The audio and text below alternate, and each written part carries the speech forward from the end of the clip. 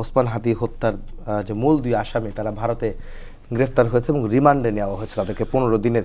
এই বিষয় নিয়ে আসলে আপনারা কি বলবেন? যেখানে হাদি হত্যার বিচার নিয়ে বেশ আলোচনা চলছিল এবং ভারতের প্রতি একটা দাবি তোলা হয়েছিল তাদের ওখানেই আসামিরা রয়েছে, কিন্তু ভারত বলেছিল তাদের ওখানে আসামি নেই, তারা দুজন কেউই ছিল না, কিন্তু ঠিক ভারত থেকে গ্রেফতার হলো। যে এটা প্রথম হচ্ছে আমার জন্য ভালো একটা খবর।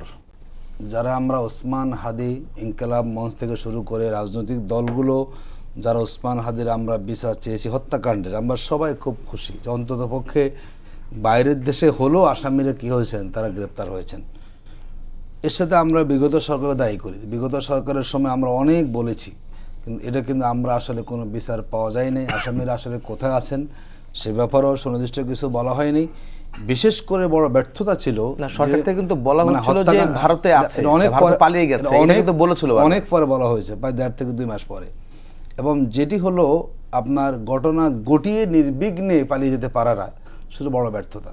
এটা ঘটনা ঘটার পরে যেই সব অর্গানগুলোকে উইংগুলোকে আপনি অ্যাক্টিভ করবেন, তার আগে তিনি ভারতে পালিয়ে গেছেন।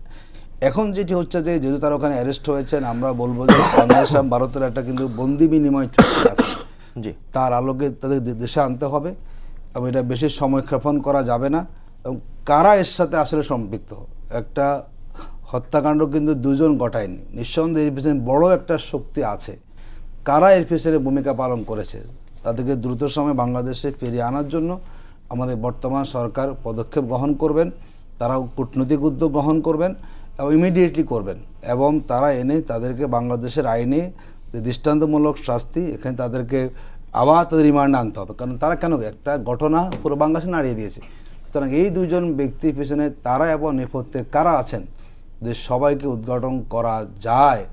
আশা করা যায় বাংলাদেশে যে আইনের শাসনের কথা আমরা শুনতে পাচ্ছি এখন প্রধানমন্ত্রীর মুখ থেকে, তাহলে আমরা আশ্বস্ত হব না আসলে সেখানে আইনের শাসনটা কায়েম হবে।